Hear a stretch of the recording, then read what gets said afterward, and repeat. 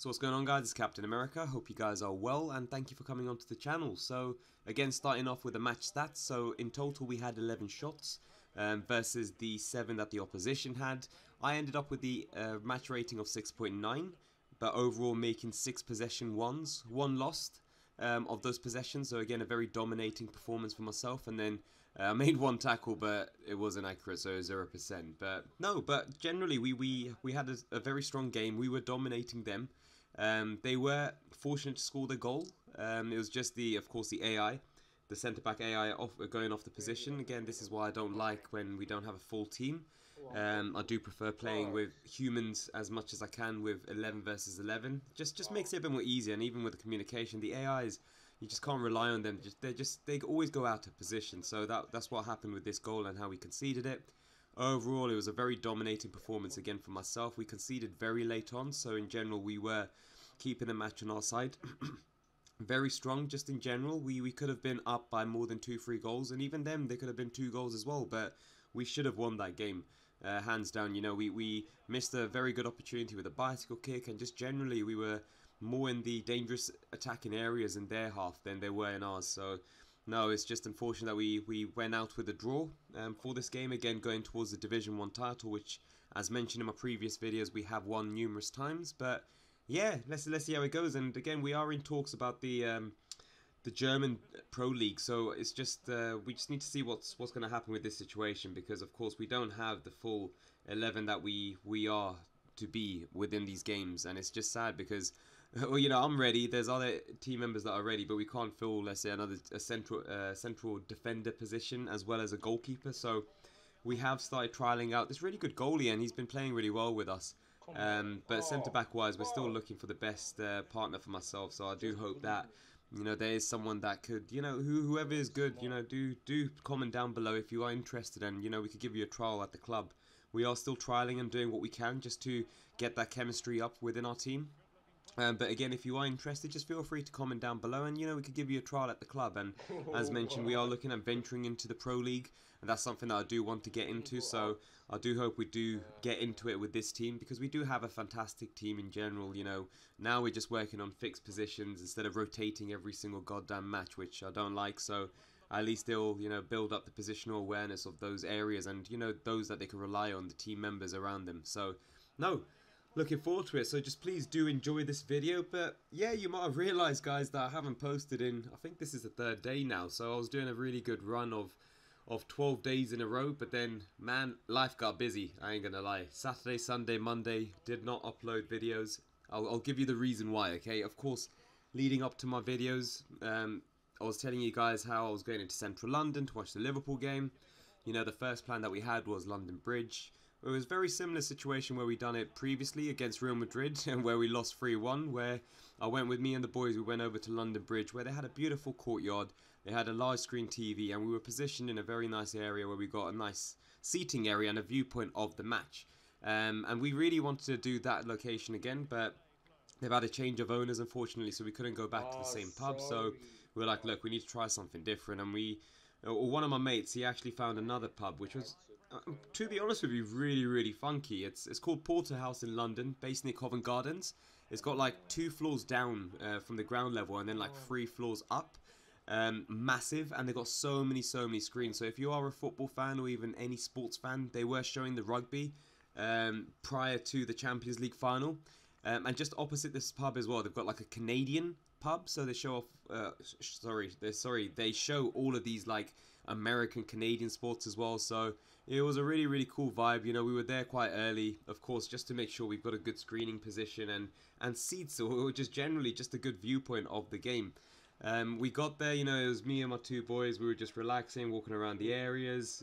We went into the game side of things. Luckily, we met up with a group of other mates of ours, and yeah, the game itself, what can I say, man? Bloody hell, it was, I actually thought Liverpool would have scored, man, especially leading up, and the average goals that they usually score within the prior games, and especially in the season as well. They had a very high scoring season and a very low conceding season. Of course, they don't, let's say, they rarely concede 2 or more goals unless they're having a disaster moment defensively or just generally as a team. But no, I think, you know, in the viewpoint of going into the match, I did hoped that we would win the game, especially as, you know, the form that we've been in general. We've played every single game possible this season, and in Real Madrid, they did finish their season earlier on. Of course, they won the league.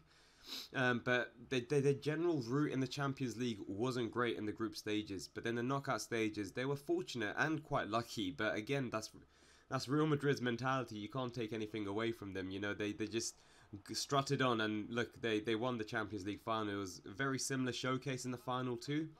You know, it was a case where Liverpool were very dominant. You could see in the first half, you know, we were very close with Mane hitting the post. Of course, this was saved slightly by Courtois. I was going to say Courtois. I can't even bloody speak today. I'm still drunk from yesterday. Bloody hell. No, so Courtois. So he saved that, and then again Salah late on in the second half. But that guy, man, he was a don. You know, overall, you know, Courtois was just on another level. The way that he played, you know, without him, they would have lost. His positional awareness, the way that he was saving, I don't know how the hell he was reaching and actually saving some of these difficult, you know, opportunities that Liverpool were going for is just absolutely phenomenal. So, hands down, he was man of the match for me. But in general, the Liverpool team, you know, they've done what they could, but it just happens when, you know, they were dominating throughout, and of course when they concede. The right back position, I always said it, Vinicius Junior had a fantastic season at Real Madrid overall this year.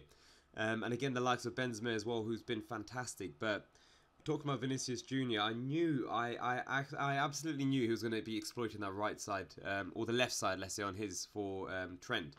With Trent playing very high up, we did see it in the final. He was moving into more of a central position too, completely out of position than what he usually does. But yeah, but it's a learning curve. Again, Trent, they usually say that he can't defend, but you know, he's a fantastic player overall. You know, the assists that he's got, and especially to win all the trophies possible within the club side of things. Being a young footballer has been fantastic for him, so he's done a massive, you know, accomplishment within that. But he does need to focus on his game and ways to potentially improve his defensive abilities. I do feel, again, that is something that he could improve on, not just for Liverpool, but also for England. You know, the right back situation that England have is just so strong and so adaptable. You've got like Walker, for example, who plays in a free back line for Man City sometimes if they're playing five at the back with wing backs, for example, or even as a wing back position, so he's very adaptable. You've also got Reece James, who's had an okay season for Chelsea. You know, he was a bit injured, but then again, last season he was phenomenal as well, so that's a good right back option. And then Justin James as well for Leicester, who does operate both on the right and the left, so the vast majority of wingers or the wing backs that England have are just phenomenal. So the competition that Trent does have when he does go into this Nations League against very tough opposition such as Germany, you've got Italy as well as Hungary as well. So I think it's going to be interesting to see what Trent does and where he focuses on for the next season. But overall, you can't really do much from his side of things when he does go up and looks at those pinpoint crosses and those playmaking abilities, man. Like, he is phenomenal as a right back. But again, if he does look at focusing on improving his defensive abilities on the right, it won't exploit the likes of Konate, for example, bringing him out of position, or even Matip, whoever plays on that side. So no, I think, you know, overall it was a great game for Liverpool. I just feel that, you know, they could have done more, but you can't do much when you've got someone that's just been phenomenal in going for a goal for them throughout the season, Courtois for Real Madrid. So it was a bit disappointing, but you know, who cares? You know, we won 2 trophies. We were so close as well to organise or make our way to the parade. So while we were meeting up with these boys of ours, you know, on that Saturday, we were actually looking at going up to Liverpool. Even if it wasn't going to be the case that we were going to win or not, it was just the case that we were thinking what the route was to go to Liverpool. But at the end of the night, you know, we drank so much that I don't think we would have been able or capable to be able to drive over to Liverpool and to be able to find the place and then the organisation. Like, the way that we were doing things was very lastminute.com. So I think next time when we do something, we will be pre-planning stuff well ahead, regardless if they win or not certain trophies. But the parade vibes, it did look very, very good. I was looking at it on YouTube Live. Liverpool had it on their channel, and the vibe was just insane. It wasn't, of course, as great as when they won the league, or whenever they won the Champions League, and they had like so many thousands and thousands of like Liverpool supporters. But again, regardless, we did win 2 cups and the boys played fantastic this season. So it was a great opportunity for the fans to say thank you and appreciate them. And again, for the players to, you know, bow down as well, such as the likes of Origi, who is now leaving, which is confirmed to AC Milan. And then again, also Mane, who wants to make a decision after the final. I think regardless, he would have left, even if it was a case that Liverpool won the Champions League. You know, he's been at Liverpool over 6 years. He's done very, very well, especially this season as well, the way he's been operating as a centre forward. But I think it's time for him to move on. He's just around like 30 years old. Bayern Munich being the key option for him, or the only option so far, for around 30 million. I do feel Liverpool will try going for 35 million. I do see him going to Bayern Munich, especially as Lewandowski is going to be moving over. With the likelihood of being Barca, that's going to be buying him. So, no, I think, you know, it's sad to see Mane leave, especially what he's done over the years. Salah, I don't know, man. He's, I don't know. He's been on another level, man. Like, don't get me wrong, he's a fantastic player, naturally gifted with his goal-scoring abilities and the way he dribbles, but man is too greedy, man, sometimes. Very greedy. So, of course, I understand why Mane wants to leave, of course, as well. And plus, like, since January, Salah's lost 3 finals, such as you've got the Africa Cup of Nations, you've also got the qualifiers for the World Cup, and then you've got, you know, the Champions League final as well. So it hasn't been his half of the year for just generally club or country. So it's been disappointing for him. But I do hope that he becomes stronger and, you know, he doesn't get as greedy as he is. Sometimes it's just a bit ridiculous, but he just needs to look up. But it'll be interesting to see if Liverpool do now go and, you know, search for an out-for-out striker. I don't know who that could be out there. Maybe Nunes from Benfica. Whenever we were playing them, you know, they were phenomenal for Benfica. Nunes was, and he is a good choice as well, just in general. So it'll be really, really interesting, especially as City have bought Haaland, as well as the guy who scored 6 goals but only got a 9.8 rating, which is actual banter.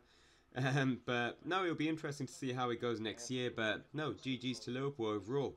But yeah, guys, we are coming close to the end of the video. Just want to say again that I will be keeping this consistent as much as I can with the video. Bloody hell, I feel so drunk still, like tipsy, you know, the after morning effect where you just don't feel 100%. I just feel like I'm like that after 3 days of binge drinking, which haven't been great. But yeah, instead of me baffling on, I just want to say thank you again to those that are new to the channel, and I appreciate you guys being on here. You know, feel free to comment down below, and as well as like. Those that are oldies, goldies, you know, thank you so much for being the legends that you guys are. And again, yeah, you know, I do want to get back into the consistent vibe of uploading. You know, I did reach 12 days in a row, which is a fantastic feat for myself. I've never done that before, you know, within the YouTube space. So, you know, very glad for that. So this is day 1 back on that grind of, you know, keeping things consistent. But what can I do, man? I was busy Saturday, Sunday, Monday. But yeah, I'll talk about Sunday, Monday on tomorrow's video. So yeah, take care, guys, and enjoy the rest of the video. Touché. Bye-bye.